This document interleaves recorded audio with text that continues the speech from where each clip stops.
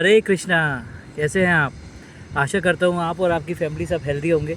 मेरा नाम है नितिन नाथ शर्मा और असेट मैनेजमेंट _ रायविदा में आपका स्वागत है। मार्केट को लेके बहुत चिंता है। रिटर्न्स आ नहीं रहे और मार्केट बढ़ता है, फिर गिर जाता है, फिर बढ़ता है। तो देखिए, मार्केट में अप एंड डाउन्स ऐसा नहीं है पहली बार आए हैं। आज से 5 साल पहले भी आए थे, 10 साल पहले भी आए थे और 15 साल 20 साल पहले भी आए थे। तो ये मार्केट का ट्रेंड है। अप एंड डाउन्स पहले भी आते थे, आज भी आ रहे हैं, कल भी आएंगे।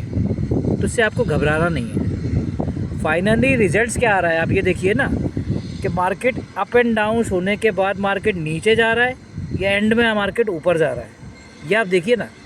अब जिसने 15 साल पहले 20 साल पहले इन्वेस्टमेंट स्टार्ट किया, 2008 का करेक्शन देखा, एकदम से इन्हें हैवी फॉल हुआ, एकदम डाउन, और वो आदमी ये बना हुआ है, तो आज कहाँ है? वो टॉप पर है भाई। 2008 में मार्केट कितना था? 8,000 पे आ गया था ना मार्केट करेक्शन होने के बाद। 10,000 हुआ, फिर 20,000 हुआ, फिर 30 40, जो बना रहा वो आज 80,000 के सेंसेक्स पर बैठा हुआ है। अब देखिए, थोड़ी देर पहले मैं वहाँ नीचे था, वो देख रहे हैं आप? थोड़ी देर पहले मैं वहाँ नीचे था, बिल्कुल ज़मीन पर, और धीरे धीरे धीरे धीरे धीरे धीरे धीरे करता हुआ मैं यहाँ ऊपर आ गया, टॉप पर। देख रहे हैं मैं कहाँ पर हूँ आज? टॉप पर। लेकिन मैं वहीं बैठ के सोचता रहता कि मैं कैसे जाऊँगा ऊपर तक। वहाँ तक नीचे से देखता इस बुर्जी को। ये ज्ञानोदय जगह है, ये नारीली तीर्थ है अजमेर में। जैनियों का काफ़ी बड़ा तीर्थ स्थल है। तो मैं यहीं आता हूँ हमेशा अपने ज्ञान को बढ़ाने के लिए। आप भी आया कीजिए, अच्छी जगह है। तो ज्ञान देखिए बढ़ाना ज़रूरी है लाइफ में, अगर आपको आगे बढ़ना है। तो मार्केट के अप एंड डाउन्स को लेके घबराए मत बिल्कुल भी। मार्केट में अप एंड डाउन्स पहले भी होते थे, आज भी हो रहे और कल भी होंगे। लेकिन आपको तैयारी करके रखनी है। तैयारी कैसे?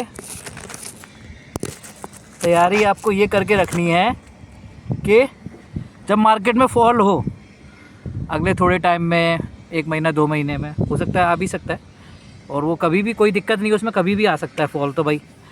तो उसके लिए रेडी रहना चाहिए। रेडी कैसे रहेंगे आप? लिक्विड फंड आपके पोर्टफोलियो में होना चाहिए, या आपके पास बैंक में आपके पैसा होना चाहिए, कैश, कि जब मार्केट में अपॉर्चुनिटी मिले, 15-20% 30% का करेक्शन हो मार्केट में अचानक, तो आपके पास पैसा हो इन्वेस्ट करने के लिए। जैसे रिसेंटली आपने सिल्वर में देखा, सिल्वर एकदम से ना ऊपर गया, और बजट वाले दिन से, बजट जिस दिन आया उसके एक दिन पहले से सिल्वर में हैवी डाउनफॉल हुआ। अब जिसने पहले ले लिया था वो तो चलो फंस गया, लेकिन जिस पे कैश था और जिसमें हिम्मत थी कॉल लेने की, कि उसे लगेगा कि आगे सिल्वर बढ़ेगा, तो उसने लिया सिल्वर, गोल्ड भी लिया। तो यही चीज़ मार्केट में होती है, स्टॉक मार्केट में। स्टॉक मार्केट में हिम्मत होनी चाहिए आपको आगे आने की। और हिम्मत कब आती है? जब आपको मालूम है कि आने वाला जो समय है, 1-2 साल नहीं, अगले 5 साल 10 साल 15 साल 20 साल, वो स्टॉक मार्केट को कहाँ पे ले जाएगा। हमारी जीडीपी ग्रोथ करेगी कि नहीं करेगी? भाई जीडीपी के नंबर्स कैसे आ रहे हैं? ऑल ओवर वर्ल्ड के अंदर पैनिक है, जियोपॉलिटिकल इश्यूज़ हैं। तो भाई जीडीपी आपकी कैसी चल रही है? आपकी व्यवस्था, आपकी इकोनॉमी कैसे चल रही है? भाई लोग बाग खर्चा कर रहे हैं कि नहीं कर रहे हैं? घूम फिर रहे हैं कि नहीं कर रहे हैं? सामान खरीद रहे हैं कि नहीं खरीद रहे हैं? कार खरीद रहे हैं, घर खरीद रहे हैं, एसी, फ्रिज, टीवी, कूलर्स। तो परचेजिंग पावर है यहाँ पर इंडिया के अंदर। इसीलिए हमारी जो इंडियन इकोनॉमी है पूरे वर्ल्ड में नंबर 1 है। और जितने भी FIIs हैं, आप जो बात कर रहे हो कि FIIs नहीं आ रहे, ऐसा नहीं है। आप डेटा देखोगे तो FII का बाय और सेल डेटा दोनों देखा कीजिए कि उन्होंने कितना ख़रीदा और कितना बेचा। अगर उन्होंने 5,000 करोड़ ख़रीदा है तो 7,000 करोड़ रुपया निकाला है। ऐसा नहीं है कि उन्होंने 7,000 करोड़ रुपया निकाला या 10,000 करोड़ निकालते ही गए और डाला कुछ नहीं, उन्होंने इन्वेस्ट भी किया है।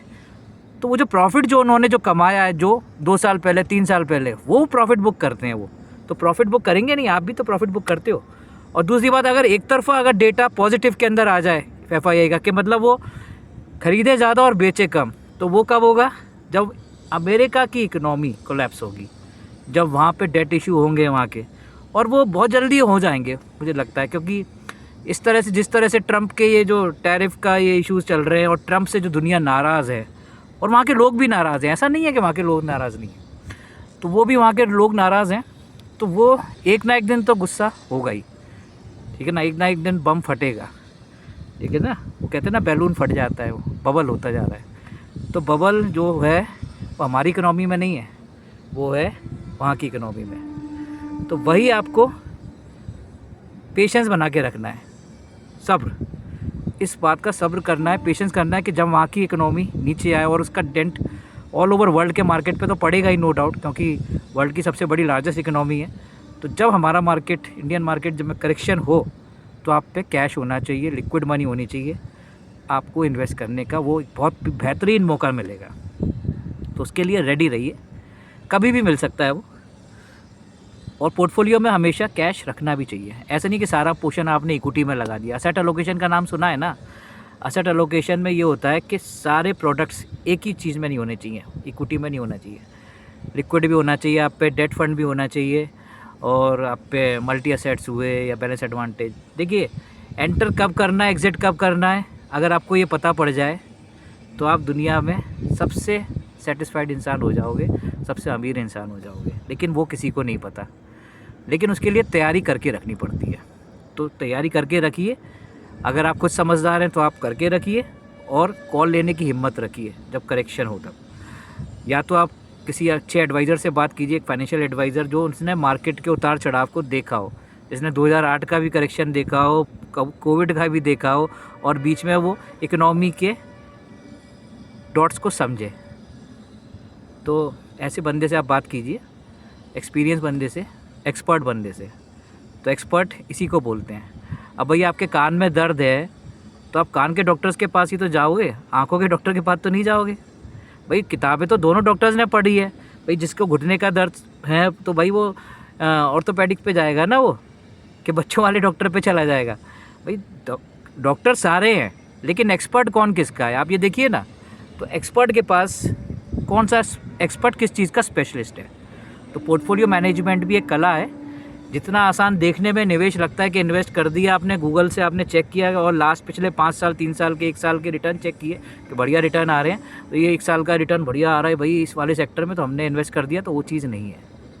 इतना आसान नहीं है। इतना आसान होता तो हर तीसरा आदमी आज की डेट में करोड़पति होता। पैसा लोगों ने कमाया है, उससे ज़्यादा लोगों ने गंवाया है। आदमी अपनी सक्सेस स्टोरी तो शेयर करता है, लेकिन डाउनफॉल जिसमें पैसा गंवाया वो स्टोरी कभी शेयर नहीं करेगा आपके संग। तो इस बात को ध्यान रखिए। बाकी आप खुद समझदार हैं, सब जानते ही हैं। एंजॉय कीजिए लाइफ को, मौका मिले तो आप घूमने जाइए कहीं भी, और आप जब घर से अपने बाहर निकलेंगे तब आपको पता पड़ेगा कि हमारी इंडियन इकोनॉमी कैसी चल रही है, वो गिर रही है या बढ़ रही है, हमारी यंग जनरेशन खर्चा कर रही है कि नहीं कर रही है। तो वो इस बात पे डिपेंड करेगा। तो आपको टॉप पे पहुंचना है, अब मुझे वापस भी नीचे जाना है, तो इसके लिए धीरे धीरे, वही कहते हैं ना, जब पहाड़ चढ़ते हैं तो पहाड़ चढ़ने में आपको ज़रूरत किसी शेरपा की ज़रूरत पड़ती है कि नहीं पड़ती है। किसी ने आदमी ने पूछा कि हम पहाड़ चढ़ लेंगे क्या हमें आपकी ज़रूरत है, मतलब एडवाइज़र से लेकर मैं लिंक कर रहा हूँ, उसको किसी की एडवाइस की ज़रूरत है। तो वो शेरपा जो कहता है ज़मीन पे, जब आप नीचे खड़े हो तो आप राजा हो, जब आप ऊपर चढ़ गए तो आपको ऊपर वहाँ रहना नहीं है, वहाँ से नीचे भी आना है। तो जब आदमी जब नीचे आ रहा होता है ना, सबसे ज़्यादा एक्सीडेंट, सबसे ज़्यादा ट्रेजिडी वो माउंट एवरेस्ट से नीचे आते समय होती है। तो इसलिए वहाँ पर एक शेरपा, एक एडवाइज़र, एक गाइड की ज़रूरत होती है। तो वही चीज़ है, आप एंटर तो कर जाओगे इक्विटी मार्केट के अंदर म्यूचुअल फंड के थ्रू या कैसे भी, लेकिन किस सेक्टर में कहाँ पर इन्वेस्ट करना है, कब करना है, कब एग्ज़िट करना है, उसके लिए आपको एक वेल विशर एडवाइज़र की ज़रूरत हमेशा पड़ेगी। तो इस बात को ध्यान में रखिएगा। आप डायरेक्टली इन्वेस्ट कर सकते हो मोबाइल ऐप से, भैया आपका पैसा है, लेकिन उसको मैनेज करना अगर आपको आता है तो भाई बहुत अच्छी बात है, तो आप अपने प्रोफेशन में एक्सपर्ट हो। और नहीं आता तो किसी अच्छे आदमी को जो उस चीज़ से फील्ड में एक्सपर्ट हो, उसको आप पैसा दीजिए, मैनेज कीजिए, ट्रस्ट कीजिए, उस पर भरोसा कीजिए। भाई आदमी भरोसा करके ही तो डॉक्टर से दवाई लेता है। अब डॉक्टर्स ने प्रिस्क्रिप्शन पे क्या लिखा उसके अंदर, उसने कोई अच्छी दवाई लिखी होगी ना, जेनेरिक दवाई तो लिखते नहीं है डॉक्टर्स। भाई जो एमआर उसको प्रोडक्ट को पिच कर रहा होगा, जो नई जो टेक्नोलॉजी आएगी, नई जो रिसर्च हुई होगी, नई जो दवाई होगी, वही दवाई तो वो देगा डॉक्टर, और उसमें सब चीज़ होती है। लेकिन आदमी वाली जेनरिक दवाई इसलिए नहीं देता क्योंकि स्लो प्रोसेस में धीरे धीरे रिएक्ट करती हैं, आदमी जल्दी में सही होना चाहता है। तो आप समझ जाइए जो मैं कहना चाहता हूँ, तो इस बात को ध्यान रखिए। तो हर आदमी अपनी फील्ड का एक्सपर्ट होता है। Okay, thank you for watching this video. और ये जगह बहुत अच्छी है, आप आइए कभी घूमने तो यहाँ ज़रूर आइएगा। अजमेर में नारेली जगह ज्ञान होते हैं। Thank you.